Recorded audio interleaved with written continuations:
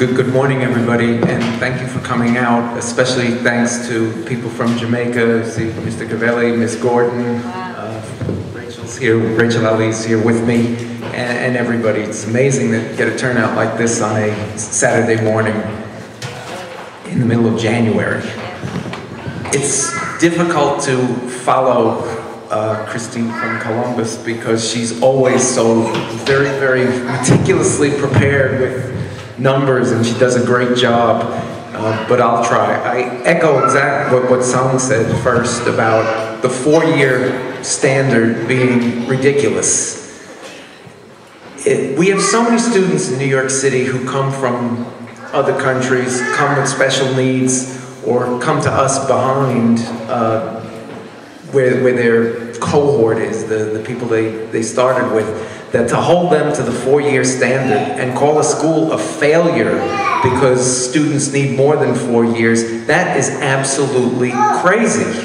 I've had students come to me and say, Mr. Eterno, I'm going to drop out. I don't want to be 19 years old or 20 years old and be the oldest kid in my class. And I tell them, no, please, stick with it. When you're 30 years old, nobody's going to care whether you got your diploma when you were 17, 19, or 20. It's the fact that you got that diploma. And we've been able to convince a lot of students to stick with it by telling them, hey, 5 years, 6 years, don't worry about it, just finish. And I think that's what we're talking about. And the state is even thinking about going to a 5-year standard when they're going to rate schools. As well they should, because the 4-year standard for the students we have is just ridiculous. Now, specifically Jamaica's story.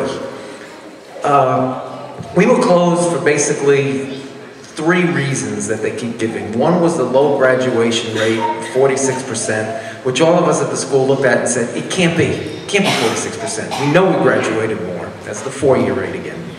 The second reason they said was, well, nobody's getting a Regents diploma, so 1 in 4 are getting Regents diplomas. And we said, that can't be either. It's just, we know there's more Regents diplomas going out. And then the third reason they kept citing was low enrollments, which they caused, meaning the DOE. And I'll talk about that first and then go back to the other two. The enrollments at our school dropped because the previous principal decided he was going to have a zero-tolerance policy and he was going to report every safety incident. He believed the DOE when they said, report everything. We want to hear about all your stuff. So he reported everything, and instead of them saying, thank you very much for doing your job, they said, you're a dangerous school now. So every time 2 kids came within 10 feet of each other, it was an incident at Jamaica High School. So we ended up first a priority school, then an impact school. The principal and I went to a meeting with a bunch of police officials and begged them almost, don't make us an impact school. And they said, well, we have to. So became an impact school, then became persistently dangerous because we had all these supposed incidents. Publicity got around because they had to send a letter out to every student in the school saying that your child, to the parents, saying your child goes to a persistently dangerous school, you want to transfer? And hundreds of people transferred out. And then the DOE, instead of supplying us with any support, they, right in the middle of the year, slashed our budget and we lost all of our young, or basically all of our young staff. And Rachel will talk about the impact in a couple of minutes. But we've been trying to recover since then. That happened in 2007, and now they pulled the rug out from under us. They say, your graduation rate is terrible. Well, we went and looked to see how terrible it was, because we said, no, it's not 46%. And we went to the state figures, and we discovered the 4-year rate was not 46%. It was more like 55%. And it had gone up from 38%, so we had had a 15% increase. And 55% we're hoping for now, but 53% last year. So that was a 15% increase over a 3-year period. So when the citywide scores went up 15% on the NAEP exam, and when the citywide graduation rate went up 14%, the DOE announced that as a tremendous achievement and tremendous success to show that their programs were working. When we at Jamaica High School get that same increase, they say, you're a failure, and we got to close you down. Second thing, they said nobody's getting Regents diplomas. Well, last year we had 159, this year 182. That works out to that 14% increase again. And our admissions, they said, well, you have these low admissions. They're going up also. In fact, we went up 31% this year. I'd just like to close by saying that I was at Norman Thomas, Beach Channel, BCAE, and Jamaica. 4 schools. I went to the joint public hearings. I didn't hear one person, not one, say that these schools should be closed. All of the speakers, hundreds of them, said these schools are worth saving. So I propose, and I think what we should look at is take all of the startup money that they're planning on spending for having 4 or 5 new principals in each of these schools.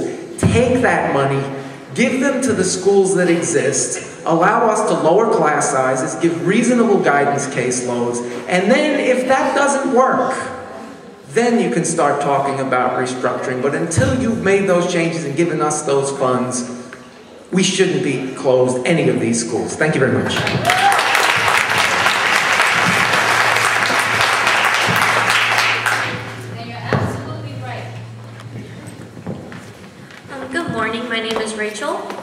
I am a student at Jamaica High School. I'm going to be talking about the impact that it has on the students at Jamaica High School. Since I went there 4 years ago, because I'm a senior right now, the school was really good, and I joined there for a business program, and it was excellent. I had 2 internships last summer and the summer of '07. Jamaica High School, due to the budget cuts, we barely have any paper. We have no AP government teacher. We don't have teachers for a music class. Like, we don't have any music class. They have to just have a sub every day, and they're paying, and it's wasting money. Also, there's less students, and the school was under budget cut. And also, the law teacher left. Our law teacher, Mr. Rule, he was very good, and the law program thrived with him. And now it's just like, it's barely moving.